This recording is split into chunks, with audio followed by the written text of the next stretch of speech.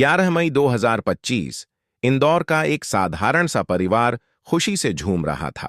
राजा रघुवंशी और सोनम रघुवंशी की शादी की रस्में पूरी हो रही थीं। हंसी खुशी, रिश्तेदारों का जमावड़ा और एक नए जीवन की शुरुआत का उत्साह। लेकिन किसे पता था कि यह शादी, जो सपनों का प्रतीक थी, महज 28 दिनों में एक सनसनीखेज हत्याकांड की कहानी बन जाएगी। मेघालय के शिलांग में हनीमून मनाने गया यह जोड़ा, जिसे प्यार और रोमांच की तलाश थी, एक ऐसी मिस्ट्री में उलझ गया जिसने पूरे देश को हिलाकर रख दिया। राजा रघुवंशी की हत्या, सोनम रघुवंशी की गुमशुदगी और फिर एक के बाद एक खुलते सनसनीखेज राज। यह कहानी किसी बॉलीवुड थ्रिलर से कम नहीं। आइए इस केस के काले सच को तह तक खंगालते हैं, हर सबूत, हर गवाही और हर उस ट्विस्ट को सामने लाते हैं जो इस हत्याकांड को इतना रहस्यमयी बनाता है।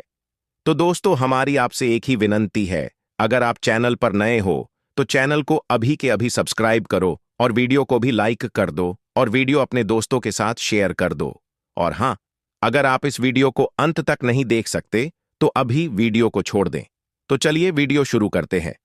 दोस्तों, राजा रघुवंशी इंदौर का एक सफल ट्रांसपोर्ट कारोबारी, जिसका सालाना टर्नओवर 8-10 करोड़ रुपए था, और सोनम रघुवंशी एक पढ़ी लिखी, समझदार और खूबसूरत लड़की। दोनों की शादी 11 मई 2025 को हुई थी। यह एक अरेंज मैरिज थी, जिसे दोनों परिवारों ने बड़े प्यार और सहमति से तय किया था। शादी के बाद सोनम राजा के घर दुल्हन बनकर आई, लेकिन शुरुआती दिनों में ही कुछ अजीब बातें सामने आईं। खबरों के मुताबिक सोनम ने राजा को अपने करीब नहीं आने दिया।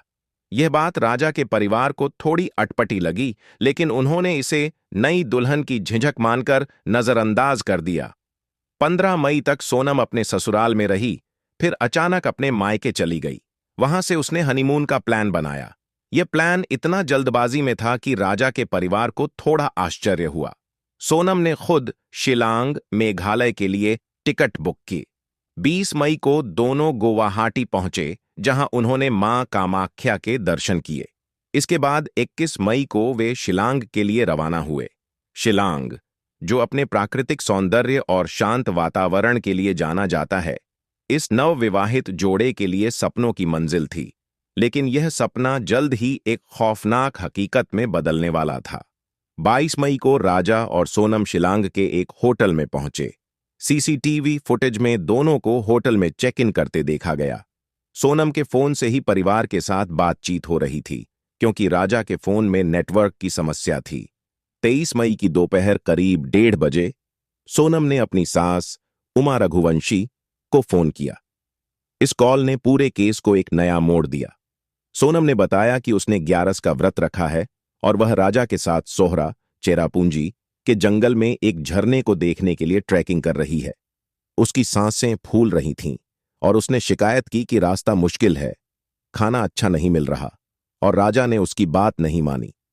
उमा ने सोनम को समझाया कि वह थोड़ा खा ले ताकि कमजोरी न हो, लेकिन अचानक यह बातचीत खत्म हो गई। सोनम ने कहा कि वह बाद में कॉल करेगी, लेकिन वह कॉल कभी नहीं आया। यह सोनम और राजा का परिवार से आखिरी संपर्क था।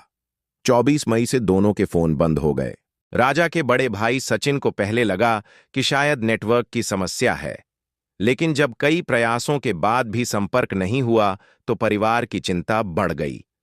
25 मई को राजा के भाई विपिन और सोनम के भाई गोविंद इमरजेंसी फ्लाइट से शिलांग पहुंचे।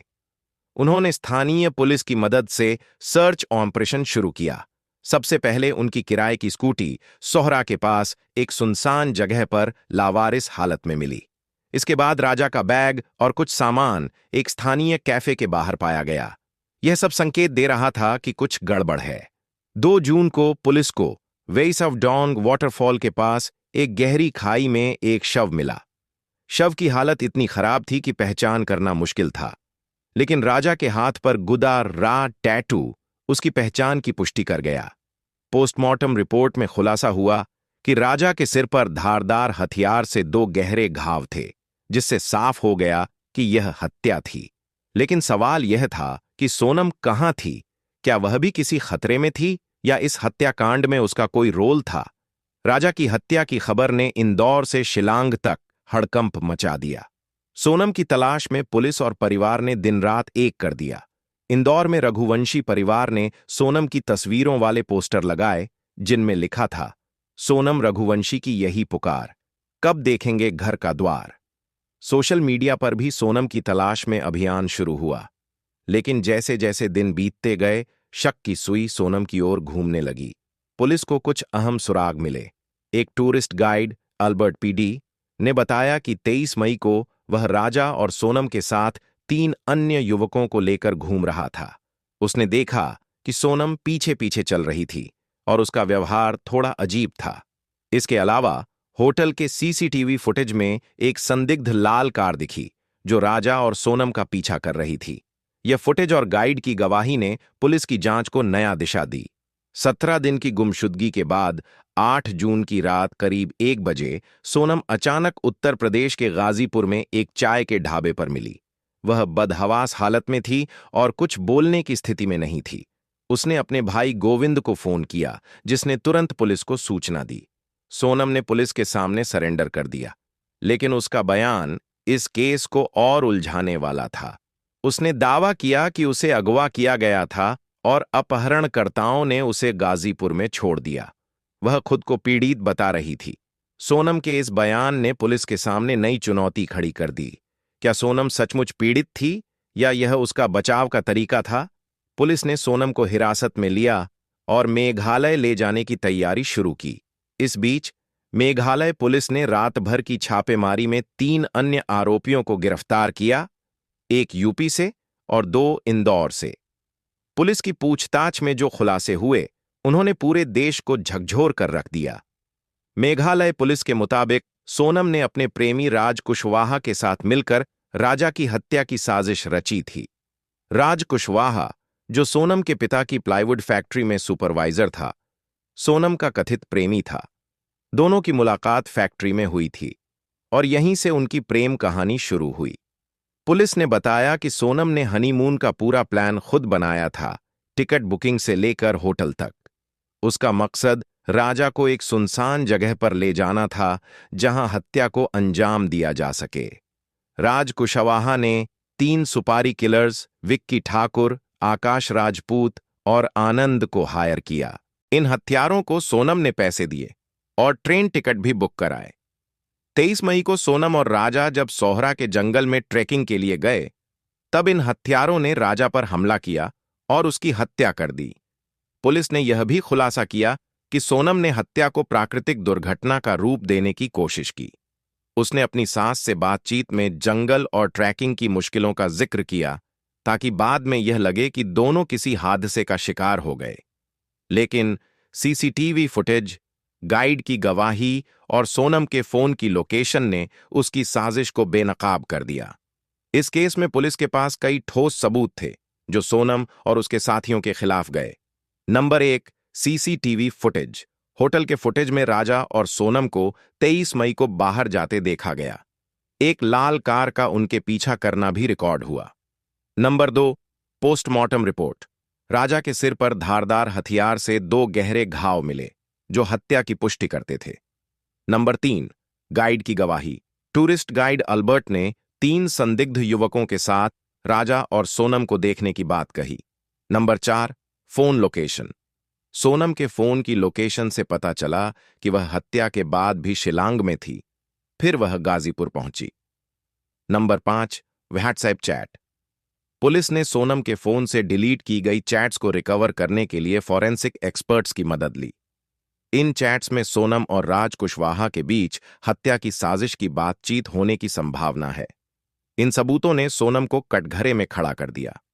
मेघालय पुलिस ने सोनम, राज कुशवाहा और 3 अन्य आरोपियों को रिमांड पर लिया और क्राइम सीन को रिक्रिएट करने की प्रक्रिया शुरू की।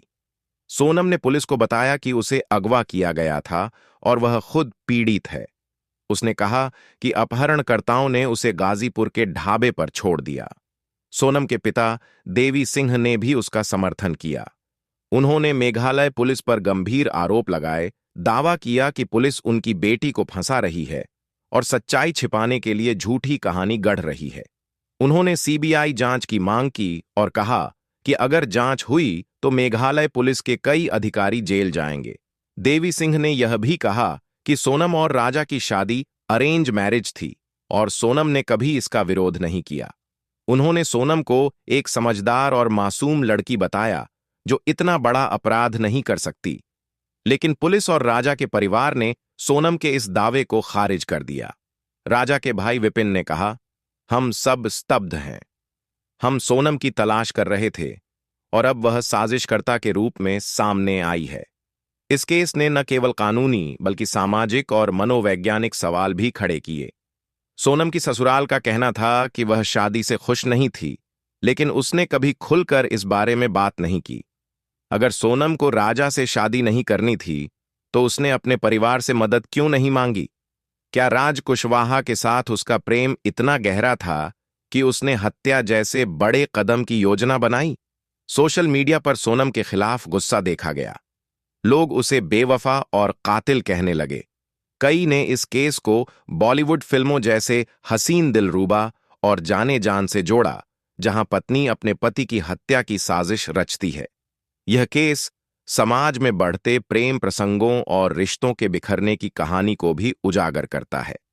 9 जून 2025 को सोनम को गाजीपुर की कोर्ट में पेश किया गया, जहां उसे 3 दिन की ट्रांजिट रिमांड पर मेघालय पुलिस को सौंप दिया गया। पुलिस ने सोनम, राज कुशवाहा और अन्य आरोपियों को शिलांग ले जाकर क्राइम सीन रिक्रिएट किया। व्हाट्सएप चैट्स की रिकवरी और फॉरेंसिक जांच अब भी जारी है, जो इस केस को और स्पष्ट कर सकती है। लेकिन कई सवाल अभी भी अनुत्तरित हैं। क्या सोनम वाकई मुख्य साजिशकर्ता थी या कोई तीसरा हाथ इस हत्याकांड के पीछे था? अगर सोनम को अगवा किया गया था, तो अपहरणकर्ता कौन थे और उनका मकसद क्या था? हत्या का मोटिव क्या था? क्या यह सिर्फ प्रेम प्रसंग था या पैसे और संपत्ति का कोई कोण भी शामिल है? मेघालय पुलिस पर लगे आरोपों में कितनी सच्चाई है? सोनम रघुवंशी केस एक ऐसी मिस्ट्री है जो हर दिन नए ट्विस्ट ला रही है। यह कहानी प्यार, धोखे और साजिश का एक जटिल जाल है, जिसमें हर किरदार की अपनी कहानी है। पुलिस के पास पुख्ता सबूत हैं, लेकिन सोनम और उसके परिवार का दावा इस केस को और उलझा रहा है। क्या सोनम एक बेवफा पत्नी और हत्यारी है, या वह खुद किसी साजिश का शिकार है? यह सवाल अभी भी हवा में है। जैसा कि मेघालय पुलिस अपनी जांच को अंतिम रूप दे रही है और कोर्ट में सुनवाई शुरू होने वाली है, पूरे देश की नजर इस केस पर टिकी है। सोनम रघुवंशी केस न केवल एक हत्याकांड की कहानी है, बल्कि यह समाज, रिश्तों और मानवीय भावनाओं पर एक गहरी चोट भी है। सच्चाई चाहे जो भी हो, यह केस हमें यह सोचने पर मजबूर करता है कि प्यार और विश्वास की आड़ में कितने काले सच छिपे हो सकते हैं। आप क्या सोचते हैं? क्या सोनम दोषी है या इस कहानी में कोई और राज बाकी है? इस सनसनीखेज केस की हर अपडेट के लिए बने रहें, क्योंकि सच्चाई अभी पूरी तरह से सामने नहीं आई है। तो दोस्तों, आपके इस विषय पर क्या विचार है? हमें कमेंट करके बताएं। और अगर वीडियो पसंद आया हो तो वीडियो को लाइक करके चैनल को सब्सक्राइब जरूर करें और बेल आइकॉन प्रेस करें। मिलते हैं किसी और वीडियो में। जय हिंद, जय भारत, धन्यवाद।